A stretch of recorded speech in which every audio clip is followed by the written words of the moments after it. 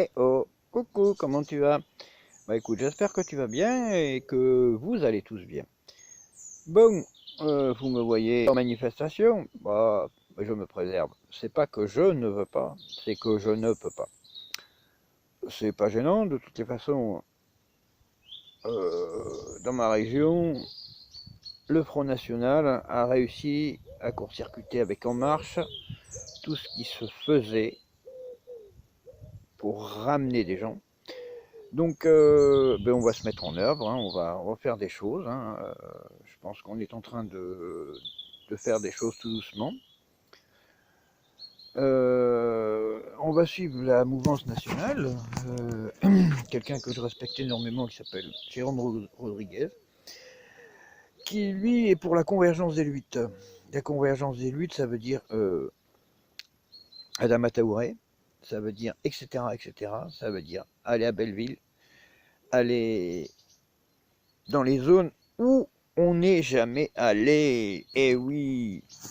Pourquoi moi je vais faire une manifestation dans une zone piétonne où la cible qu'on va toucher, c'est la classe bourgeoise et les ultra riches?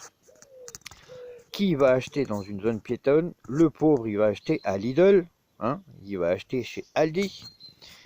On est 43 millions de pauvres. Ah ben c'est sûr, on va de temps en temps, on va se balader dans la rue piétonne. Mais dans la rue piétonne, il y a de moins en moins de commerces, ils sont en train de fermer tous. Donc, qu'est-ce qui se passe? Il y a de moins en moins d'artisans, de moins en moins de commerçants, de moins en moins d'agriculteurs. Les seuls agriculteurs qui restent, c'est des agriculteurs industriels. Ils ont des tracteurs à 200 000 euros, premier prix, minimum. Des trucs qui font 40 litres au 100 à l'heure, alors que un tracteur, il y a 20 ans, ça faisait 5 à 10 litres au 100 à l'heure, enfin 5 à 10 litres à l'heure, mais il faut des gros tracteurs pour bien retourner la terre, pour bien la tuer.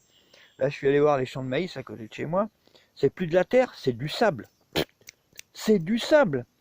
La France est en train de se transformer en désert. Le Sahara, et il est chez nous. Ah oui, oui, oui. Donc, qu'est-ce que vous voulez que je vous dise? Moi, autrement. J'ai toujours fait autrement. Bah, écoutez, regardez, je suis autrement. Voilà. Je suis autrement. Oui, c'est ma façon de manifester chez moi. Oui, oui, oui. Eh bien, en communiquant avec vous, oui, je communique avec vous. On vous a dit, ne lâche rien. Ben, je ne lâche rien. Et je ne lâche rien. Je ne lâcherai rien. J'ai toujours été un lanceur d'idées. Donc, dans vos villes, j'ai enfin réussi à communiquer avec des gilets jaunes qui ont enfin compris, ils ne sont pas beaucoup, qu'on est les plus nombreux. On est les plus nombreux. Ne l'oubliez pas. Donc, des électrons libres, il faut qu'on se multiplie. On est 43 millions à être les plus pauvres. Mais si on est 43 millions d'électrons libres, eh ben ils vont se dire la merde, les grands, parce qu'ils n'auront pas le droit de nous verbaliser. Donc voilà. Mais bon, pourquoi vouloir refaire des grosses manifs? Non, faut pas se presser. Faut d'abord remettre les gens en colère. Hein, 43 millions de pauvres, personne ne le sait. Il faut le diffuser, cette information. Plus que 13 millions, hein, non, 17 millions de salariés. 13, ça va arriver bientôt. Parce que là, ils sont en train de passer à la vitesse supérieure. Que dire? On est 70 millions, 30 millions, une population active de 30 millions. Mais alors je reprends, je vais reprendre mes chiffres parce que je suis pas bon en chiffres. Mais 6,7 millions chômeurs. En inactifs, ça fait combien? Allez, sur les chômeurs, sur les inactifs, sur 30 millions, on rajoute les gens au RSA parce que c'est pas des gens actifs, mais c'est des gens qui pourraient travailler, hein, mais qui sont écrasés par la société, pour beaucoup, ou qui se sont pris un revers de situations, notamment les petits artisans, les petits commerçants. Et heureusement qu'il y a eu le RSA. Hein, ils sont 300 000 en plus. 300 000. C'est que le début, c'est que le début.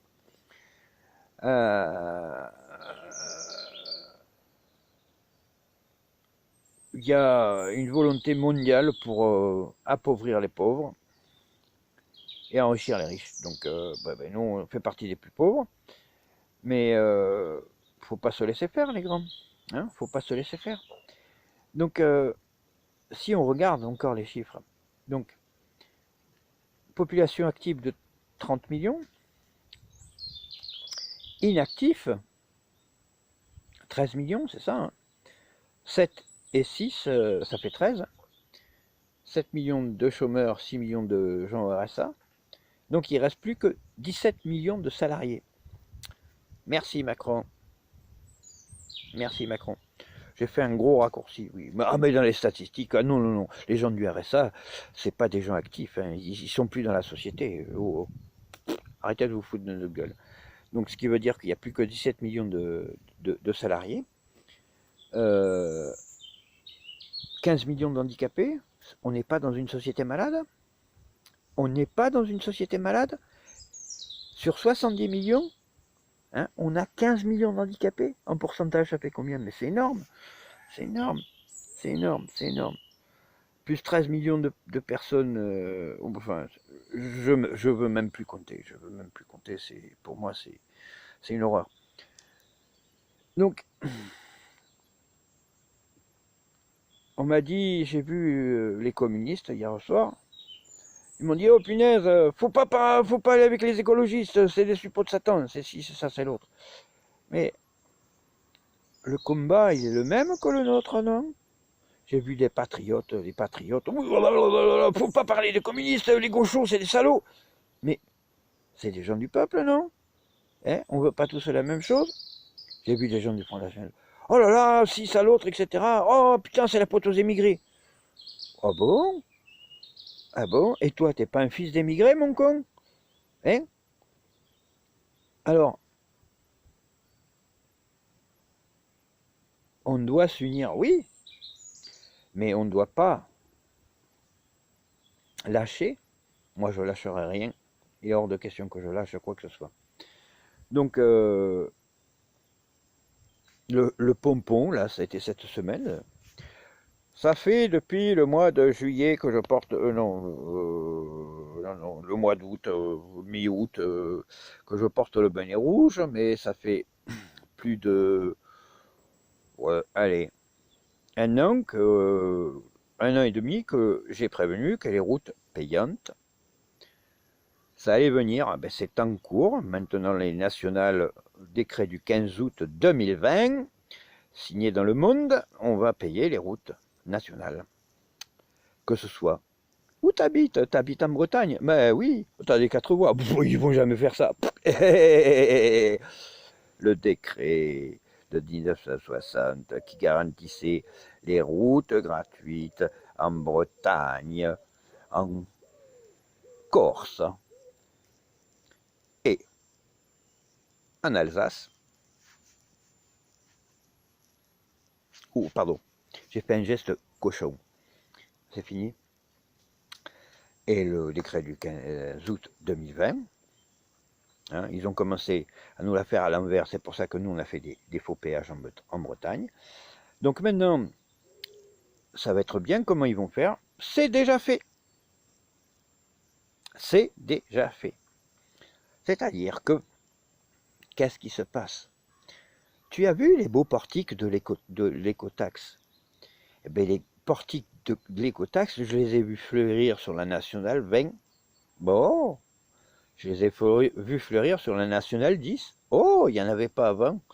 Oh, sur beaucoup de nationales, ils ont mis des écotaxes. Ben oui, ben oui. L'autre avantage des portiques de l'écotaxe qu'on a tous, que les Bretons ont cassé, ont agressé. Mais les portiques de l'écotaxe, qu'est-ce qui se passe? Un portique de l'écotaxe, eh bien, ça sert à deux choses. Ça va remplacer les radars. Donc ils nous font des radars tourelles, soi-disant machin, mais ils savaient très bien qu'en faisant les radars tourelles, la première chose que feraient les gens, c'est qu'ils seraient facilement démontables. Donc ils les ont mis en hauteur, mais ça sert à rien. Donc les portiques, c'est plus costaud. Mais les portiques, ça a plus de technologie, mais c'est pareil, donc ça va servir une caméra devant, une caméra derrière, vitesse instantanée, ça va pouvoir la donner, donc ils n'auront plus besoin du radar. Alors comme ça, tout le monde a ciblé le radar, mais bon, c'est pas forcément le bon choix. Et puis maintenant, le portique va aussi servir de taxe. Donc à chaque fois que vous passerez sous le portique, ça sera une forme d'impôt qu'on va nous fournir. Donc là, le nouvel impôt, ça va être, je ne sais plus, un impôt Covid ou je ne sais pas. Mais c'est fait. Donc maintenant,